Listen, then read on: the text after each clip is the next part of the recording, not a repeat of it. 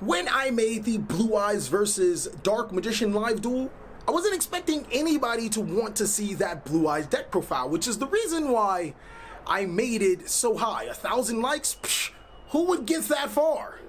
4 hours later, you guys are proving me wrong. Where is that same energy on the rest of my videos, ladies and gentlemen? But nonetheless, I feel pretty dumb. I feel like I attacked into all 3 magical hats and ran into a spellbinding circle and then a magic cylinders and then whatever else Yugi had in store for me.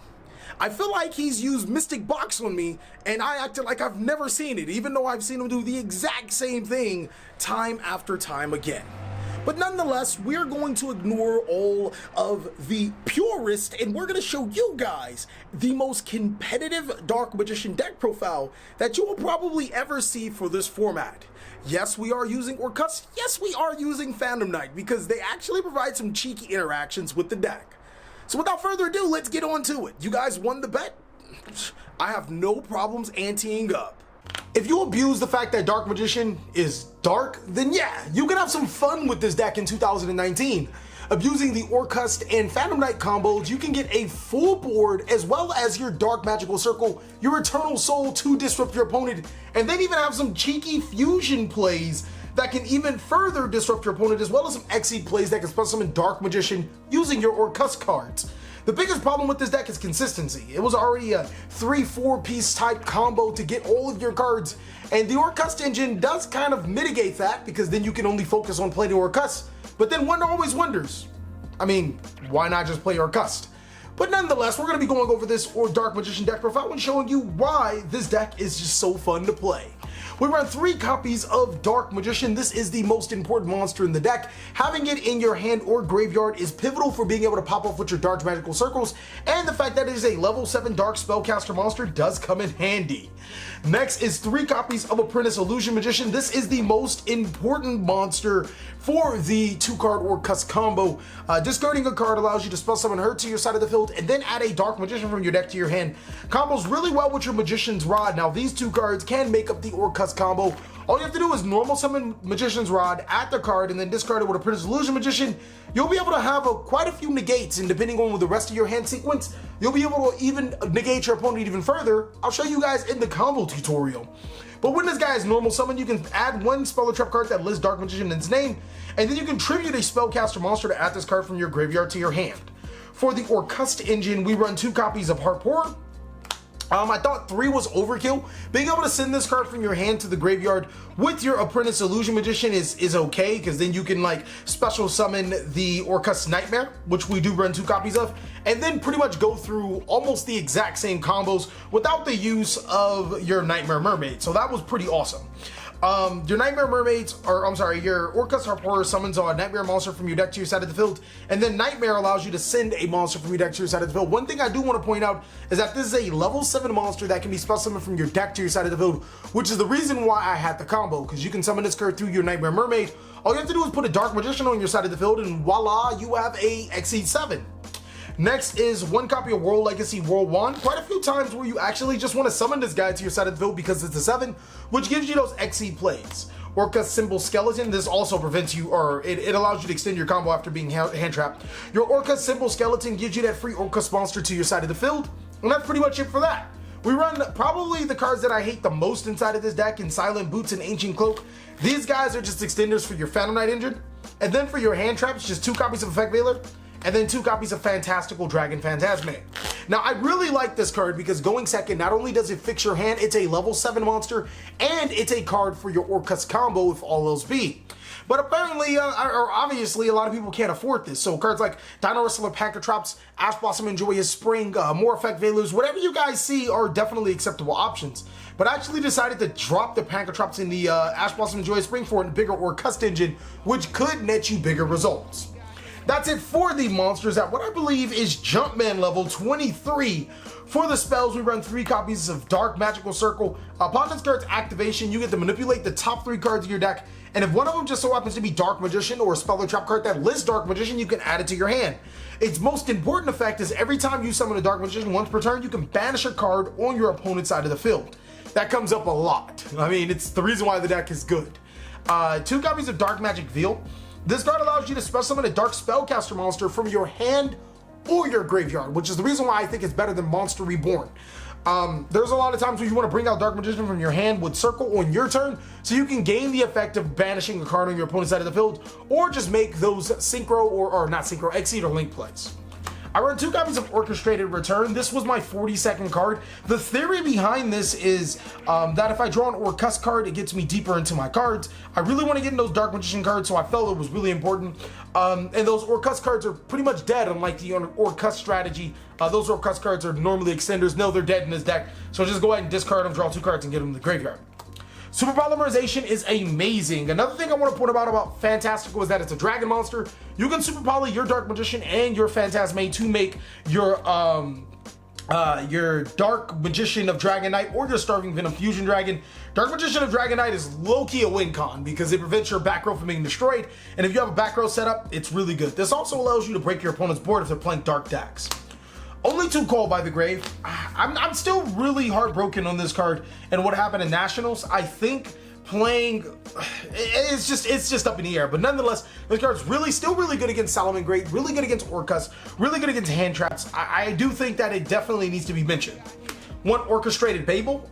This card's good for allowing you to activate your Orcust monsters on your opponent's turn. And then the Illusion Magic, which tributes one of your spellcaster monsters to add up to 2 Dark Magicians from your hand, deck, or graveyard, or from your graveyard or your deck to your hand. It's really good when you really need Dark Magician in the pinch. That's it for these spell cards. For the trap cards, 3 copies of Eternal Soul. Best card of the deck. I mean, you get to add a Dark Magician or spell summon a Dark Magician from your hand or your graveyard to your side of the field every turn.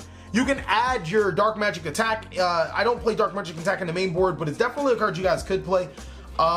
It's just really good for keep on recurring your Dark Magician, is the reason why the deck is even plausible. 2 copies of Magician's Navigation. I was running 3 of this guy because, like, in your hand, you can discard this card, and its graveyard effect is actually extremely powerful. You can banish it to negating the opponent's spell or trap card, or if you control the Dark Magician. So I thought it was really good, and it allows you to spell summon a spellcaster monster, a level 7 or lower spellcaster monster from your deck to your side of the field. I was playing Kaiku the Ghost Destroyer, which is just like insane against certain matchups, but I decided to move it to the sideboard. 2 copies of Phantom Knight's Fogblade to negate your opponent's monster effects, and then I dropped the Magician's Navigation for Orcust Crescendo because this card's actually, it's pretty good, you know, it's a free negate. That's it for the main board at 42 cards. For the extra deck, 1 copy of Dark Cavalry. You can actually use Dark Magician plus your opponent's Phantom Knight monster to make this card. And then there's some other applicable warrior monsters to make this super poly target. Starving Venom Fusion Dragon is a super poly target. And Dark Magician the Dragon Knight. There are so many dragon decks or dragon cards being summoned. I can super poly my opponent's monster and my Dark Magician to make one of the most powerful fusion monsters, if not the most powerful Dark Magician fusion monster in the arsenal, and it protects your background. 1 copy of Dingirsu. You only need 1 in this particular build. It's still really good for sending cards to your opponent's graveyard or attaching your banished machine monsters. Now, this is a guy that you guys could drop for a 2nd copy of Ebon Illusion Magician, just because he requires 2 level 7 spellcaster monsters.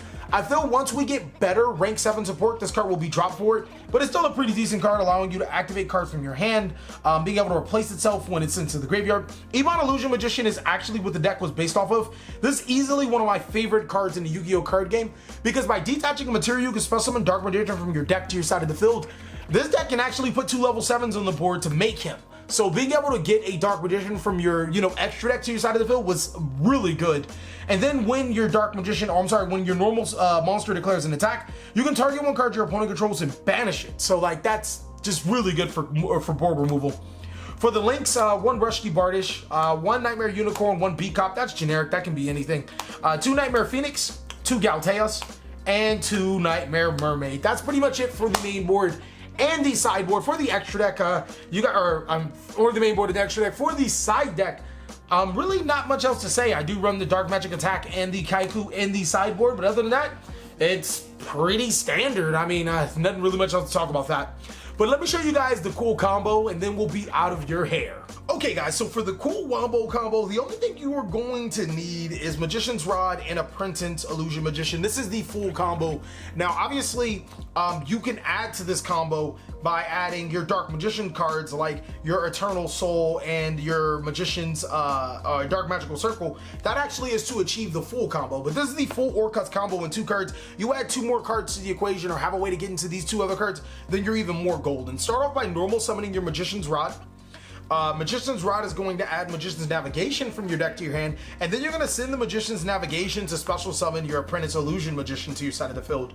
Trigger the effect of your Apprentice Illusion Magician to add Dark Magician from your decks to your hand, and then use both of these monsters for a link summon into your Nightmare Phoenix, and now your Nightmare Phoenix into your Nightmare Mermaid.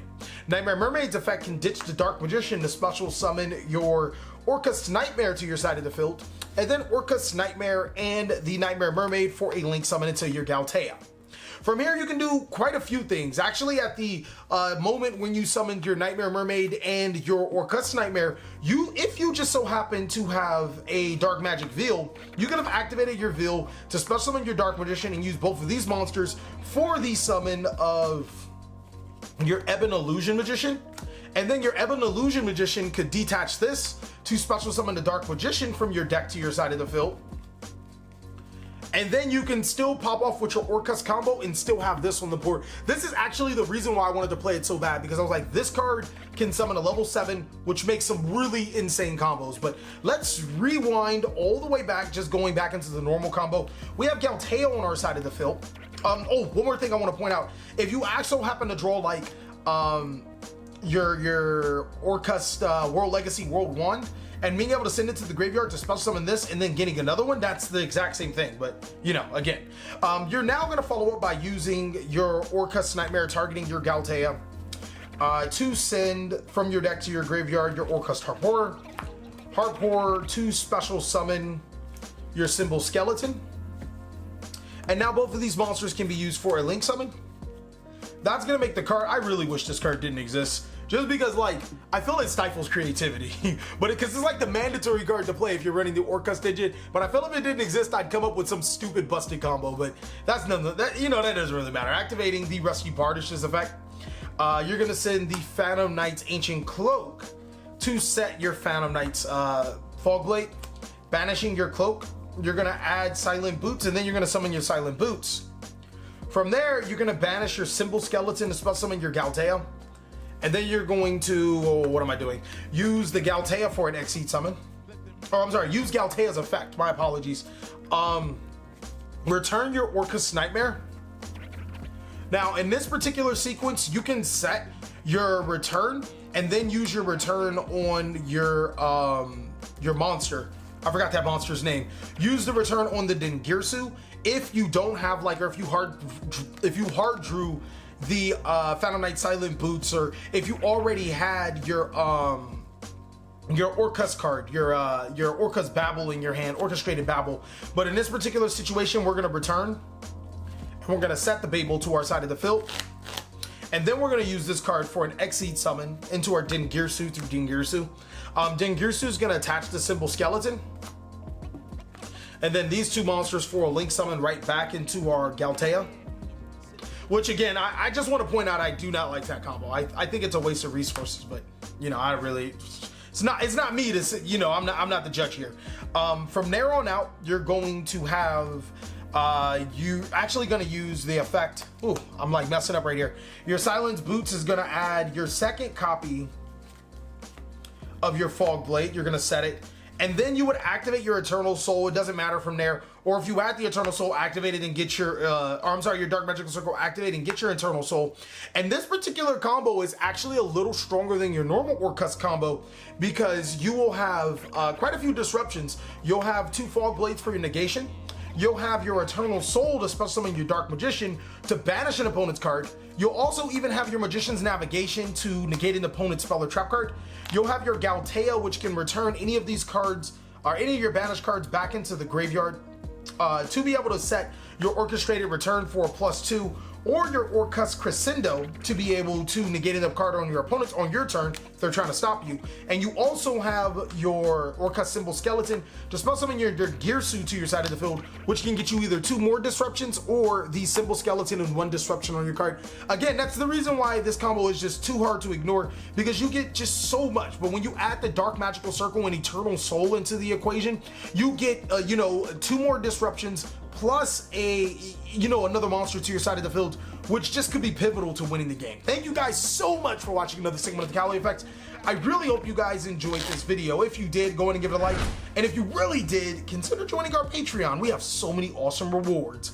Please like, comment, subscribe, but most of all, enjoy. I hope you guys are having a great day like I am.